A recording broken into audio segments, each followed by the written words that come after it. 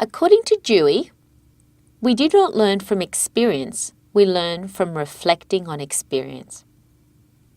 Reflection is an activity where learners recapture, think about and evaluate their experiences, and is regarded as an important process that leads to deeper learning.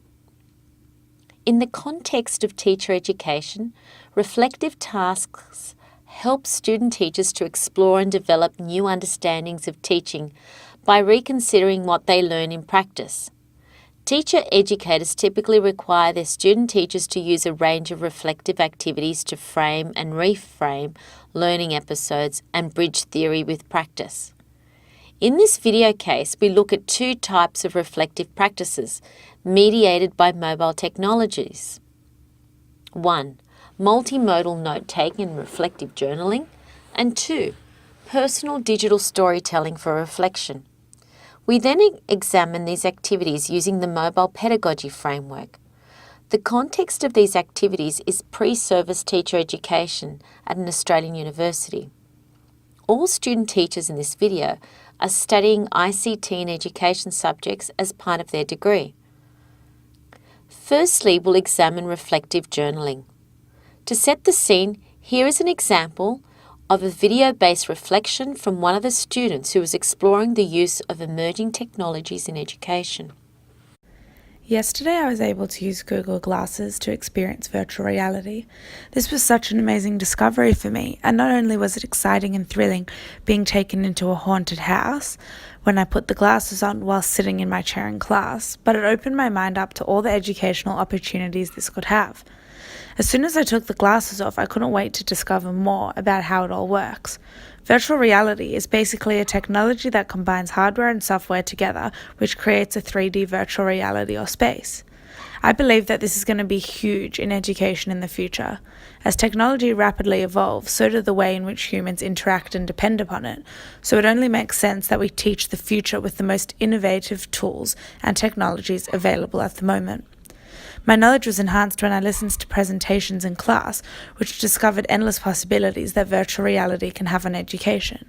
I mean, you can transport students to anywhere in the world, and with using apps with the Google Glasses, for example, Expeditions, students are able to connect with many different areas around the world. What's also amazing is that you can get a pair of Google Glasses for your class at only $15 a pair. And what I found really exciting is that students can replicate these in the classroom for a much lower price, and therefore it's an affordable, amazing piece of technology to use in the classroom. In this particular case, Liesl, a prospective primary teacher, used her mobile device to video capture a key on-campus learning experience. She later used the recorded video to revisit and analyse this episode. Student teachers are using a range of apps to support the reflective posts. They use the media recording facilities on their mobile devices to easily capture key learning moments, both on campus and during their school-based professional experience.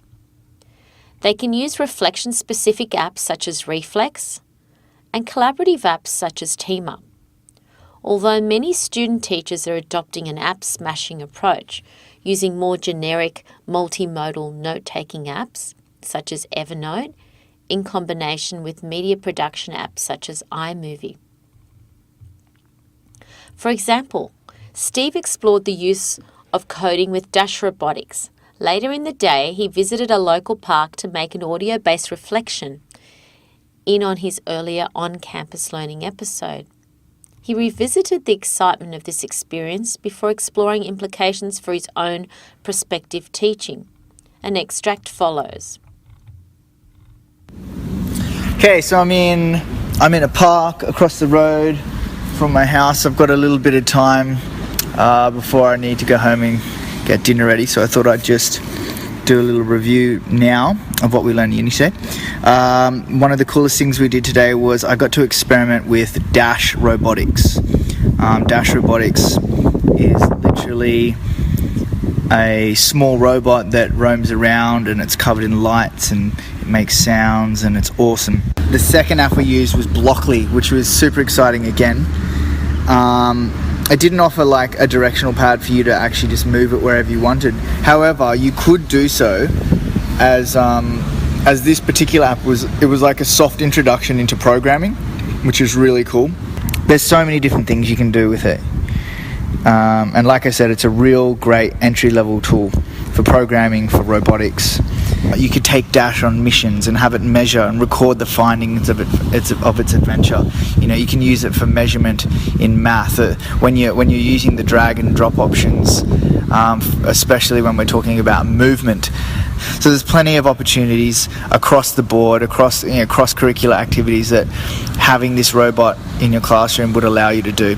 Really cool. We'll come back to reflective journaling later in this video to further unpack how the mobile device can mediate and potentially enhance the reflection process. Secondly, we examine student-teachers' use of personal digital storytelling to support reflection. To set the scene, here is an extract from a digital story by a student teacher who was reflecting on his learning in an ICT and education subject. Growing up, I practically lived at the beach. My dad owned a surf shop and we would spend every weekend surfing. Swimming in the ocean and riding a surfboard just felt like second nature to me. The funny thing about surfing is that I don't ever remember learning how to do it. I was provided the tools, pointed in the right direction, and then left to my own means to discover how best to do it. This semester, the most significant lesson learnt as a teacher in training has been the importance of placing the construction of knowledge in the hands of my students. Like surfing, knowledge and skills are best learnt by doing. I could have sat through many lectures on surfing, been taught all the rules, been shown what it's like to ride a wave, and heard all about the feel of the ocean, but it would have all been useless. The best way to learn is to get out there and paddle into a wave. Unfortunately, at the beginning of this semester, my approach to the use of technology for learning in the classroom was similar to just asking students to sit on the beach and become experts at surfing. I was expecting to go on prac and show students make presentations and use technology to reinforce my point as a teacher. In an effort to encourage students to dive in and use technology as a tool for authentic learning, I've learnt to point students to technologies that promote autonomy. These can include using blogs as a medium for communication and creativity, to podcasts as a way of critically thinking about presentation skills, and digital stories as a medium for enhancing multimodal literacy. Most importantly, I've learnt to engage students in the learning process, equip them with the skills to navigate the digital world, and empower them to construct knowledge through meaningful learning with technology. I want my students to get sand between their toes, hear the crash of the waves, and feel the exhilaration of paddling into a big wave. The best learning takes place out the back.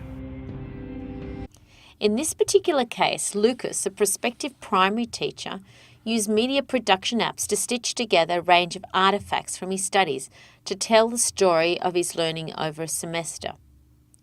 This process is a step up from journaling, requiring student teachers to use their devices to collect multimedia artefacts of key experiences during the semester and later use selected media to make a visually compelling personal story of their learning. Here is another extract from a digital story by a prospective secondary English teacher reflecting on her inquiry project. Our inquiry project taught me that it is truly possible to use ICT as a medium for experiential learning. As Jonasson et al. Argue, the primary medium for expressing experiences is the story, and this was successfully transformed into a combined written, visual, and collaborative task through a digital forum. Although the scope of ICT use can be daunting, I endeavour to use curriculum outcomes, particularly the English outcomes of representing ideas in new and creative ways using multimedia and multimodal technologies, as a guideline to truly integrate ICT into the learning process. To follow my ICT and education learning journey, please visit my blog, handsupsaysmissd.wordpress.com. We'll come back to digital storytelling in the next section.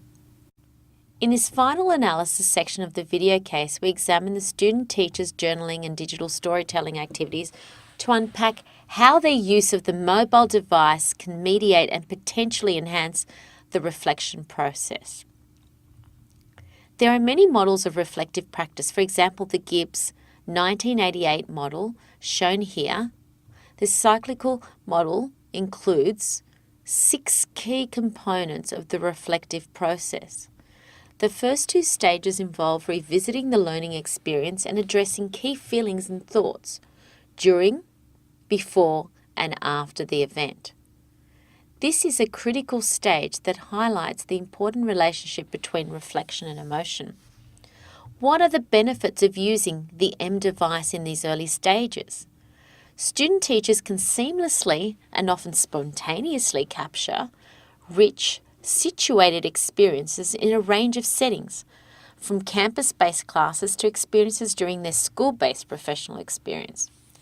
These multimedia artifacts are easily retrievable and become a catalyst for revisiting these events and attending to associated feelings. The remaining stages of the cycle involve evaluating and analysing the learning experience and drawing out key conclusions and insights for the future. What are the benefits of using the M device in the later stages? Student teachers can engage in this reflective process using apps suitable to their own way of working, at a time suitable to them, and in a range of intimate, reflection-friendly contexts chosen by the user. In the case of personal digital storytelling, they can use media production apps to create a carefully packaged, visually compelling story of their learning. Overall, the mobile device can effectively mediate the reflective process, facilitating more intimacy, passion, and spontaneity.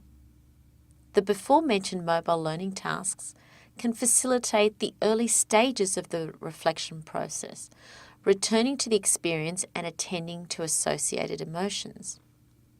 Student teachers were also able to distill their thinking mediated by their mobile devices, integrating deeper analysis of their experiences and appraisal of their learning.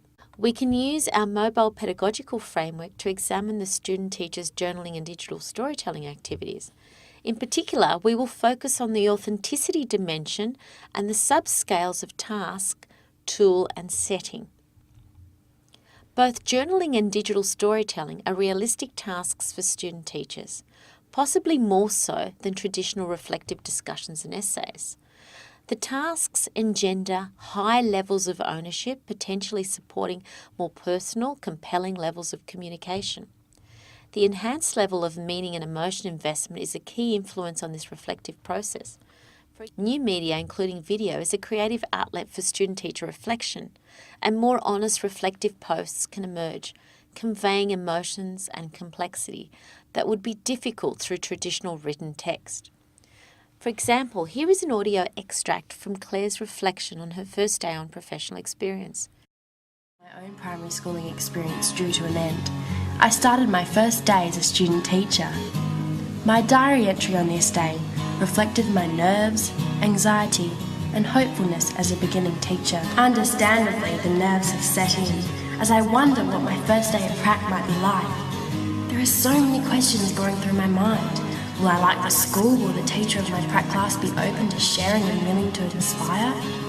Will this experience confirm my desire to be a teacher? What realizations will I come to?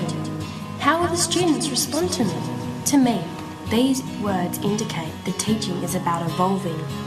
It is an ever-changing experience which allows growth as a teacher and as a person. In this way, the use of mobile devices engendered a more authentic, reflective student-teacher voice and a more compelling account of their learning journeys. Teachers increasingly use apps such as Evernote to capture, reflect, and share evidence of their professional learning and to demonstrate teaching standards. Although reflective digital stories are more time-consuming, more user-friendly approaches are emerging, such as using the Storify app that supports the creation of more succinct narratives. In this way, student teachers' use of the mobile device for reflective purposes could be perceived as akin to real practicing teachers. Use of the mobile device allows in situ student-teacher experiences to be spontaneously captured in both formal, university and school and informal places, including physical and virtual spaces. Mobile device wielding student teachers also enjoy high levels of flexibility in terms of where and when they reflect on their learning. The student teachers at our university have reported on a range of intimate, comfortable and convenient settings to revisit and analyse their experiences using their devices, including walking home from the bus stop, in the car driving to the gym, at the beach and at the airport and train station, on a plane, in the backyard, lunchtime at the park, in the lounge room at home on the balcony, in the car, on campus, on the train and in a cafe. Although not scrutinised in this video, there has been varying degrees of personalisation and collaboration evident in these reflective mobile learning tasks. For example, in terms of the conversational aspects of the collaboration dimension, the journal entries and digital stories of learning can become objects of reflection in their own right, fostering further dialogue and discussion around the iPad campfire. However, group-based reflections possibly shared with peers and teacher in real time and wider sharing through peer networks and online communities could be further explored.